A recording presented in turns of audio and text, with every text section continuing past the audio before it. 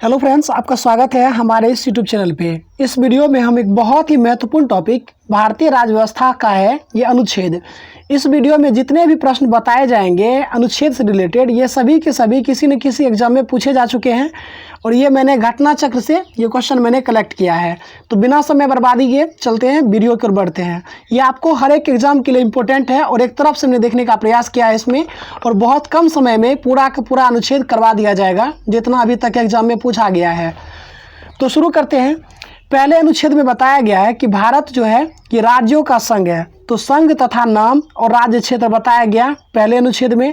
दूसरे अनुच्छेद में क्या है कि नए राज्य का प्रवेश या स्थापना, तो नए राज्य का प्रवेश या स्थापना की बात जो है ये अनुच्छेद 2 में कही गई है। अनुच्छेद 3 में क्या है कि नए राज्य का निर्माण एवं वर्तमान राज्य के क्षेत्र, सीमा या नाम में परिवर्तन, ये अनुच्छेद 3 में है।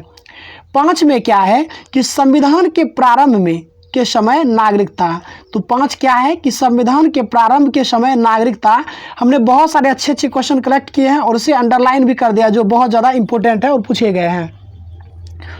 विधि के समक्ष समानता का अधिकार जो है ये अनुच्छेद 14 में वर्णित है।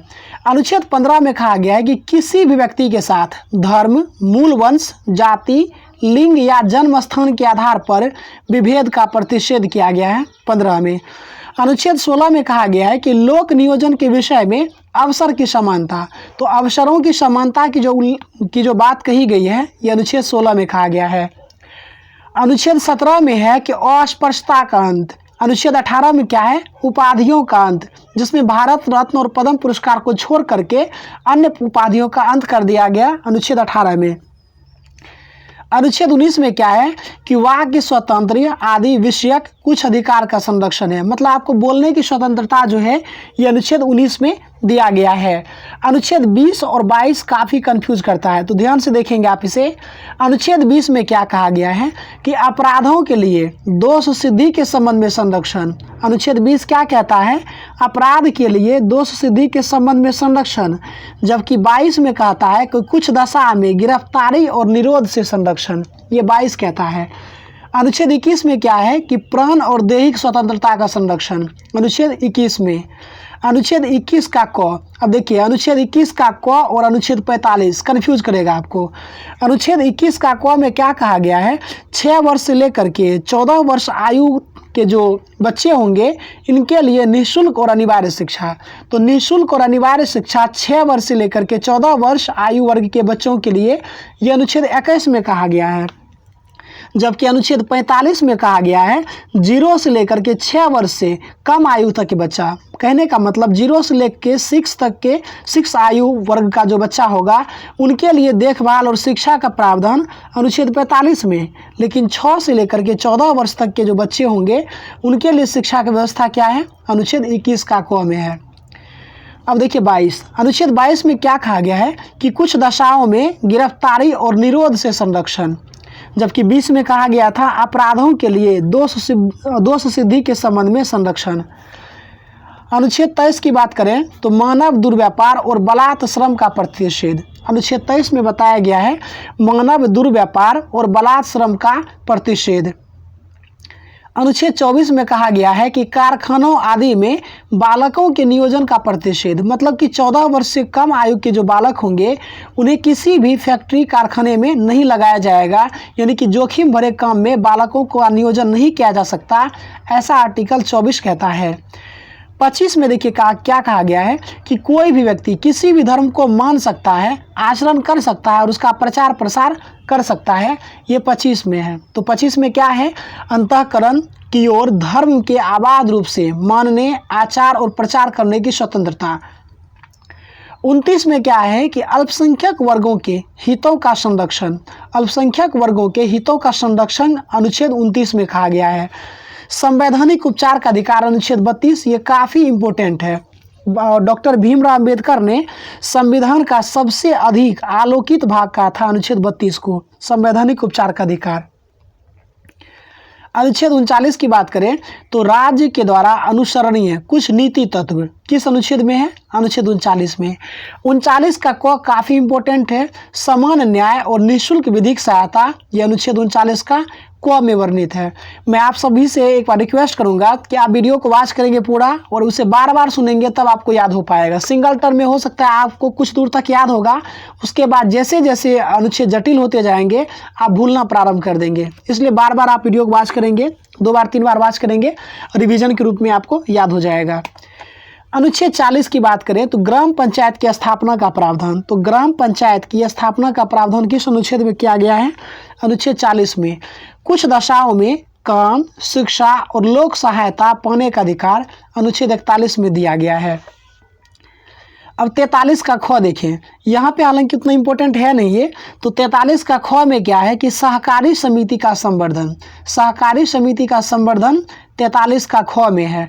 44 इम्पोर्टेंट है, ये एक समान सिविल संहिता, मतलब नागरिकों के लिए समान निगिल और समान जो है सिविल संहिता, ये 44 में बताया गया है और ये एकमात्र भारतीय राज्य गोवा में लागू है।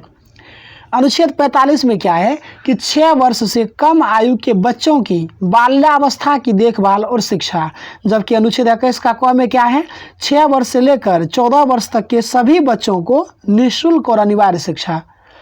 48 की बात करें, 48 का क, इसमें क्या कहा गया है कि पर्यावरण का संरक्षण और संवर्धन एवं वन और वन्यजीव की रक्षा। तो वन एवं वन्यजीव की रक्षा, पर्यावरण का संरक्षण और संवर्धन, ये अनुच्छेद 48 का क में कहा गया है। अनुच्छेद 50 में क्या है कि कार्यपालिका से न्यायपालिका के पृथक्करण का प्रावधान 50 में है। अनुच्छेद 51 में क्या है? अंतर्राष्ट्रीय शांति और सुरक्षा की अभिवृद्धि। अनुच्छेद 51 में क्या है? अंतर्राष्ट्रीय शांति और सुरक्षा की अभिवृद्धि। 51 का क में है मूल कर्तव्य, जबकि 51 में है अंतर्राष्ट्रीय शांति और सुरक्षा की अभिवृद्धि। 52 में देखिए, 52 में क्या है कि भारत का राष्ट्रपति है। अनुच्छेद 52 में क्या है? भारत के राष्ट्रपति के बारे में है और कार्यपालिका का प्रमुख राष्ट्रपति होता है, ऐसा 53 में है। राष्ट्रपति का पद 52 में, लेकिन 53 में बताया गया है उसका कार्यपालिका का प्रधान होता है राष्ट्रपति। 55 की बात करें तो 55 में क्या है कि राष्ट्रपति के निर्वाचन की पद्धति, राष्ट्रपति के निर्वाचन की पद्धति 55 में, और 56 में जो है राष्ट्रपति पद के लिए क्या अवधि होगा, कितने वर्ष उसका सेवा होगा, मतलब 5 वर्ष का सेवा काल होता है, तो वो बताया गया 56 में। 57 में बताया गया है कि कोई भी व्यक्ति कितनी भी बार राष्ट्रपति बन सकता है, मतलब राष्ट्रपति का पुनर्निर्वाचन के लिए पात्रता 57 में। 58 में है राष्ट्रपति पद के लिए योग्यता। 60 की बात करें, इसमें क्या है कि राष्ट्रपति के द्वारा शपथ और प्रतिज्ञान, मतलब राष्ट्रपति का शपथ जो है 60 में, और राष्ट्रपति का, अब देखिए राष्ट्रपति के ऊपर जो महाभियोग लगाया जाएगा, ये अनुच्छेद 61 में चर्चा किया गया है राष्ट्रपति पर महाभियोग के बारे में। अब 66 में क्या है, उपराष्ट्रपति का निर्वाचन किस प्रकार होगा, ये जो बताया गया है ये अनुच्छेद 66 में। लेकिन उपराष्ट्रपति का पद पूछा जाए तो 63, उपराष्ट्रपति का पद मुक्ति पूछा जाता है तो 68। राज्यसभा का सभापति कौन होता है? उपराष्ट्रपति, और ऐसा अनुच्छेद 64 और 89 में कहा गया है। राज्यसभा का जो सभापति होता है वो उपराष्ट्रपति होता है, और ये जो बताया गया है अनुच्छेद 64 और 89 में बताया गया है। जब राष्ट्रपति के रूप में कार्य करेगा तो राज्यसभा के सभापति के वेतन का हकदार नहीं होगा, ऐसा कहा गया अनुच्छेद 97 में। और याद रखेंगे कि उपराष्ट्रपति का जो शपथ है वो 69 में है। तो ये जो कुछ भी इंपॉर्टेंट फैक्ट मुझे याद थे, कुछ एक्स्ट्रा फैक्ट उपराष्ट्रपति के बारे में, वो मैंने बता दिया। 70 की बात करें तो 70 में क्या कहा गया है कि आकस्मिकताओं में राष्ट्रपति के कृत्य का निर्वहन कौन करेगा? तो राष्ट्रपति करेगा, इसके बारे में कहा गया अनुच्छेद 70 में। 72 की बात करें तो 72 में क्या है कि क्षमा आदि की कुछ मामलों में दंडादेश के निलंबन, परिहार या लघुकरण की राष्ट्रपति की शक्ति, मतलब कि राष्ट्रपति को जो क्षमादान की शक्ति दी गई है वो आर्टिकल 72 में वर्णित है। अनुच्छेद 73 की बात करें तो 73 में क्या है कि संघ की कार्यपालिका शक्ति का विस्तार, अनुच्छेद 73 में, लेकिन राज्य की कार्यपालिका शक्ति का विस्तार पूछा जाएगा तो 162 में। फिर से एक बार सुने, संघ की कार्यपालिका शक्ति का विस्तार होगा आर्टिकल 73 में वर्णित है, जबकि राज्य की कार्यपालिका शक्ति का विस्तार होगा अनुच्छेद 162 में। अनुच्छेद 74 में क्या कहा गया है कि राष्ट्रपति को सहायता देने के लिए और सलाह देने के लिए एक मंत्रिपरिषद होगी। तो मंत्रिपरिषद का चर्चा कहाँ है? 74 में। लेकिन मंत्रिमंडल का चर्चा कहाँ है? 352 का 3 में। मंत्रिपरिषद का चर्चा कहाँ है? पहली बार 74 में। लेकिन मंत्रिमंडल का चर्चा कहाँ है? आर्टिकल 352 का 3 में। अनुच्छेद 75 में देखिए क्या कहा गया है कि प्रधानमंत्री की नियुक्ति जो है ये राष्ट्रपति करेगा। 75 का 1 में कहा गया है कि प्रधानमंत्री की नियुक्ति राष्ट्रपति करेगा और अन्य मंत्रियों की नियुक्ति राष्ट्रपति प्रधानमंत्री की सलाह पर करेगा, ऐसा कहा गया है। 75 का 1 में कहा गया है। बढ़ते हैं नेक्स्ट। अब देखिए भारत का महान न्यायवादी, तो आर्टिकल 76 में बताया गया कि भारत का एक महान न्यायवादी होगा। भारत का महान न्यायवादी जो होता है भारत का सर्वोच्च विधि अधिकारी होता है। और भारत के महान न्यायवादी का जो चर्चा है संविधान के भाग 5 में किया गया है। संसद के गठन का प्रावधान, तो इजी प्रश्न यहाँ पे देख पाएंगे। संसद होगा 79, संसद 3 मतलब कि संसद के 3 अंग होंगे, राज्यसभा, लोकसभा, राष्ट्रपति, तीनों से मिलकर संसद का निर्माण होगा, ऐसा 79 में कहा गया है। अब राज्यसभा की संरचना के बारे में 80 में है, लोकसभा जो है 81 में बताया गया है। लेकिन अब 83 का 1 देखिए, यहाँ पे कुछ इंपॉर्टेंट फैक्ट बनता है कि राज्यसभा एक अस्थाई सदन है। ये कहाँ परिभाषित किया गया है? तो अनुच्छेद 83 का 1 में कहा गया है कि राज्यसभा एक अस्थाई सदन है। 84 में क्या कहा गया है कि संसद की सदस्यता के लिए अर्हता या योग्यता, तो संसद के सदस्य बनने के लिए क्या अर्हता योग्यता होनी चाहिए, ऐसा वर्णन कहाँ किया गया है? 84 में। अनुच्छेद 85 की बात करें तो संसद के सत्र, सत्रावसान और विघटन 85 में कहा गया है। 85 में क्या है? संसद का सत्र, सत्रावसान और विघटन 85 में। अनुच्छेद 100 में क्या है कि निर्णायक मत का प्रयोग लोकसभा अध्यक्ष करेगा। देखिए इसमें पहले ये जानिए कि अनुच्छेद 108 में क्या है कि कुछ दशा में दोनों सदन का संयुक्त बैठक होगा। दोनों सदन का संयुक्त बैठक अनुच्छेद 108 में ये तब होता है जब कोई ऐसा विधेयक होता है जिसमें दोनों सदन मतभेद में पड़ जाते हैं। तो ऐसे कंडीशन में क्या होता है कि संयुक्त अधिवेशन बुलाया जाता है। संयुक्त अधिवेशन बुलाएगा राष्ट्रपति, लेकिन अध्यक्षता करेगा लोकसभा अध्यक्ष। अगर इन केस अगर किसी विषय पर दोनों पक्ष में मतलब पक्ष और विपक्ष का मत अगर बराबर हो जाता है तो ऐसी स्थिति में क्या होता है कि लोकसभा का अध्यक्ष जो है वह निर्णायक मत देगा, ऐसा अनुच्छेद 100 का 1 में कहा गया है। अनुच्छेद 109 की बात करें तो यहाँ पे देखिए चारों फैक्ट काफ़ी इंपॉर्टेंट है। 109 में बताया गया है धन विधेयक के बारे में विशेष प्रक्रिया, धन विधेयक के बारे में विशेष प्रक्रिया 109 में, लेकिन धन विधेयक की परिभाषा 110 में। वार्षिक वित्तीय विवरण का चर्चा जो है कि अनुच्छेद 112 में है। आपको जानकारी के लिए बता दें कि वार्षिक वित्तीय विवरण ही बजट है, लेकिन मूल संविधान में बजट का उल्लेख नहीं है, बल्कि वहाँ पे वार्षिक वित्तीय विवरण शब्द का प्रयोग किया गया है। और इसका चर्चा किस अनुच्छेद में है? अनुच्छेद 112 में। 117 की ओर देखें तो वित्त विधेयक के बारे में 117, लेकिन वित्त आयोग के बारे में 280। वित्त विधेयक के बारे में विशेष उपबंध किस अनुच्छेद में है? अनुच्छेद 117 में। 122 में देखिए क्या है कि न्यायालय के द्वारा संसद की कार्यवाहियों की जांच नहीं किया जाएगा, ऐसा कहा गया है अनुच्छेद 122 में। अनुच्छेद 122 में क्या कहा गया है कि न्यायालयों के द्वारा संसद की कार्यवाहियों की जांच नहीं किया जाना है। अनुच्छेद 123 में क्या है? तो राष्ट्रपति का अध्यादेश जारी करने की शक्ति। कब? तो संसद के विश्रांति काल में अध्यादेश प्रख्यापित करने की राष्ट्रपति की शक्ति अनुच्छेद 123 में है। और आपको जानकारी के लिए बता दें ये जो प्रावधान मतलब 1935 का भारत शासन अधिनियम के तहत ही धारा 42 और 43 में भी इसका चर्चा किया गया था। 124 में क्या है? उच्चतम न्यायालय की स्थापना और गठन। यहाँ देखिए उच्चतम न्यायालय की बात करें ना कि उच्च न्यायालय। उच्चतम न्यायालय मतलब सुप्रीम कोर्ट हो जाएगा।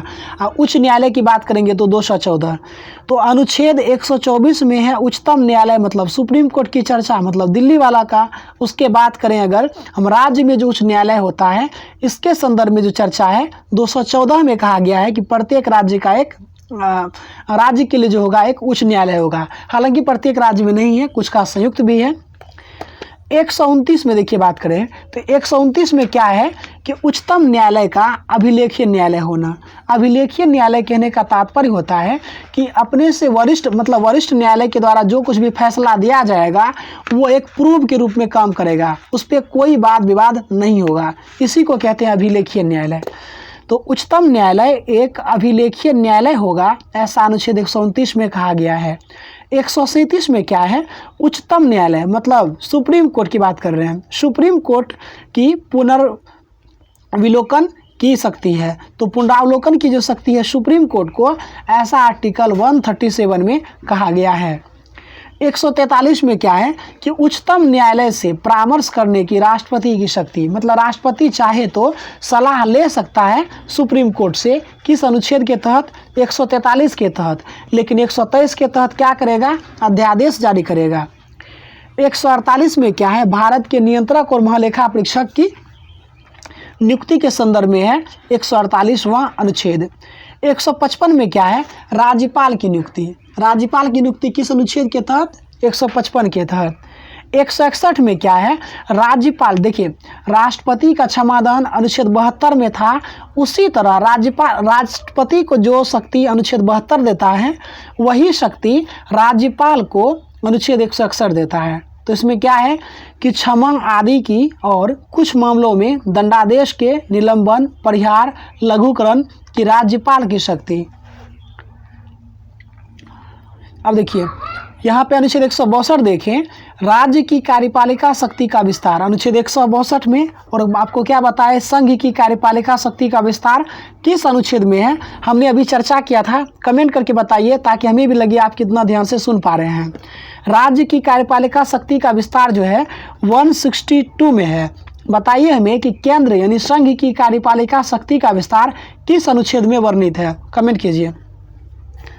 अनुच्छेद 164 में क्या बताया गया है कि राज्यपाल के द्वारा मुख्यमंत्री की नियुक्ति और मुख्यमंत्री की सलाह पर अन्य मंत्रियों की नियुक्ति।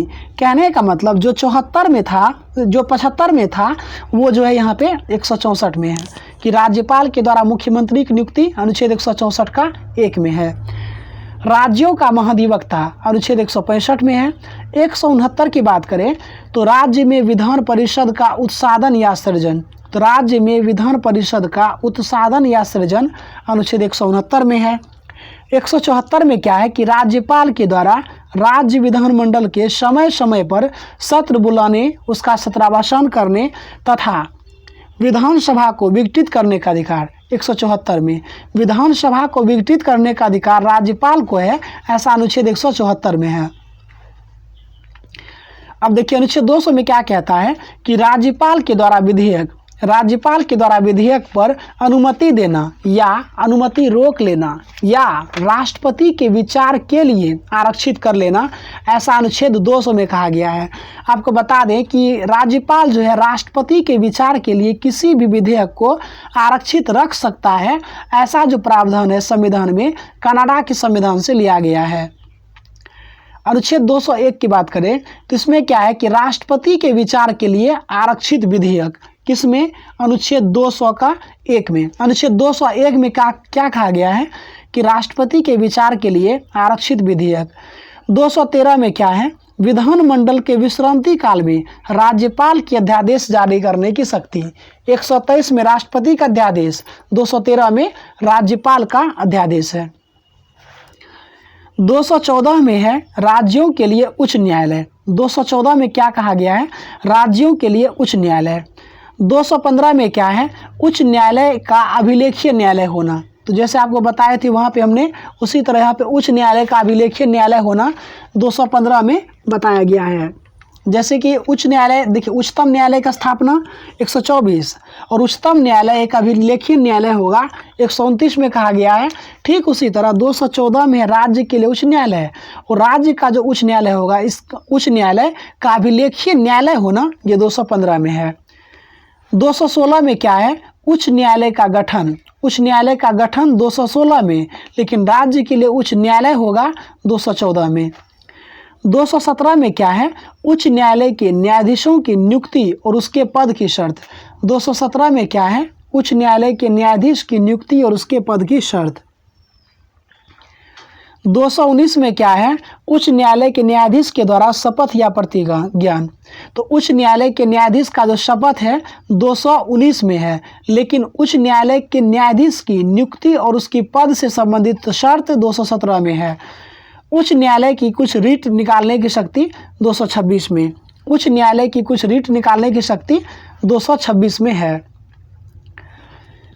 226 में क्या है कि यहाँ पे रीट निकालने की शक्ति उच्च न्यायालय को, लेकिन 326 में क्या है, लोकसभा और विधानसभा के लिए निर्वाचन का वैश्य मताधिकार होगा। मतलब कि लोकसभा और विधानसभा का जो चुनाव होगा ये वयस्क मताधिकार के आधार पे होगा, ऐसा 326 में कहा गया है। अब 231 की बात करें तो 231 में क्या है, 2 या अधिक राज्य के लिए एक ही उच्च न्यायालय होगा। तो 214 में कहा गया कि राज्य के लिए उच्च न्यायालय होगा, लेकिन 231 में कंडीशन भी लगा दिया गया है कि 2 या अधिक राज्य के लिए एक ही उच्च न्यायालय हो सकता है 231 में। 233 में क्या है, जिला न्यायाधीश की नियुक्ति। जिला न्यायाधीश की नियुक्ति अनुच्छेद 233 में। संघ राज्य क्षेत्र का प्रशासन 239 में। अब यहाँ पे 3 पॉइंट इंपॉर्टेंट है। संघ राज्य क्षेत्र का प्रशासन 239 में, लेकिन दिल्ली के संबंध में विशेष उपबंध जो है 239 का क में है। संघ राज्य क्षेत्र के लिए उच्च न्यायालय 241 में है। संघ राज्य क्षेत्र के लिए उच्च न्यायालय जो है 241 में है। 243 का क में क्या है, ग्राम सभा। यहाँ पे काफ़ी डीप से आए हैं क्वेश्चन, और पिछले वर्ष बीपीएससी में पूछा गया था अनुच्छेद 243 का झ के बारे में।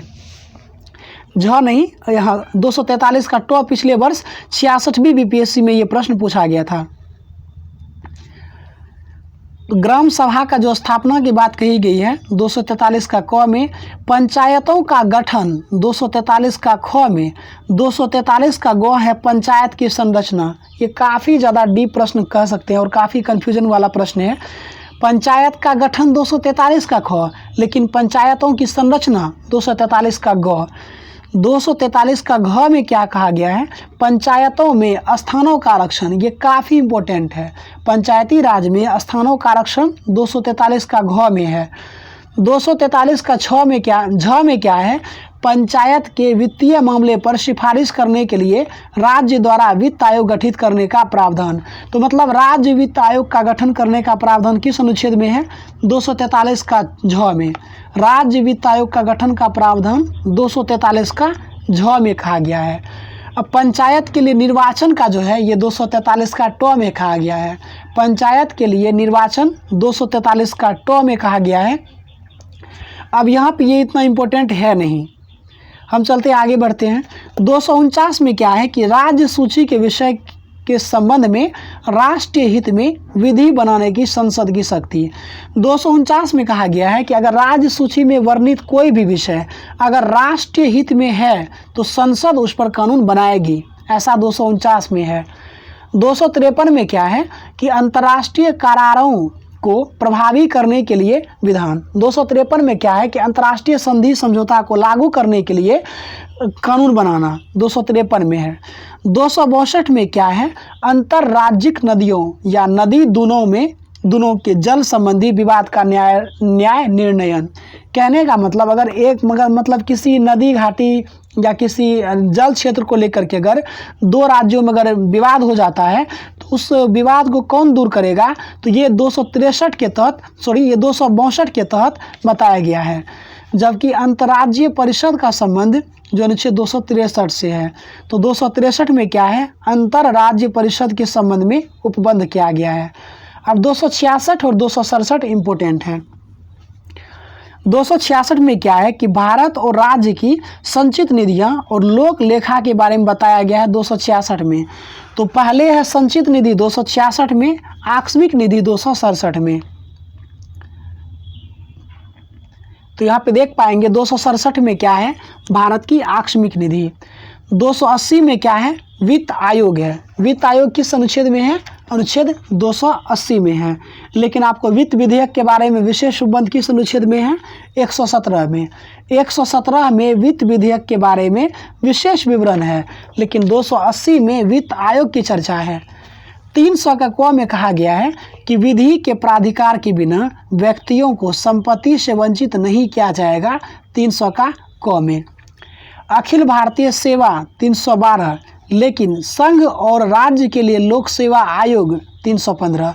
अखिल भारतीय सेवा का जो प्रावधान है अनुच्छेद 312 में कहा गया है, जबकि संघ और राज्य के लिए लोक सेवा आयोग 315 में। निर्वाचन के अधीक्षण, निर्देशन और नियंत्रण का निर्वाचन आयोग में निहित होना 324 में। मतलब कि निर्वाचन आयोग का चर्चा किस अनुच्छेद में है? अनुच्छेद 324 में है। 326 काफ़ी इम्पोर्टेंट है। इसमें क्या है कि लोकसभा और राज्यों की विधानसभा के लिए निर्वाचन का वयस्क मताधिकार के आधार पर होना।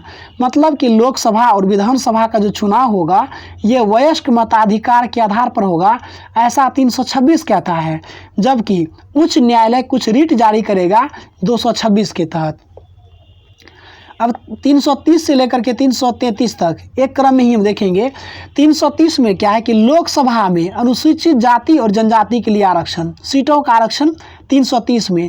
लेकिन 331 में जो पहले था आंग्ल भारतीय समुदाय के लिए था, लेकिन जो 104वां संविधान संशोधन हुआ उसके तहत इस मतलब ये जो सिस्टम था इसको निष्प्रभावी बना दिया। मतलब कि आंग्ल भारतीय समुदाय का मनोनयन अब नहीं होगा। 331 में उन्हीं से रिलेटेड था लोकसभा में।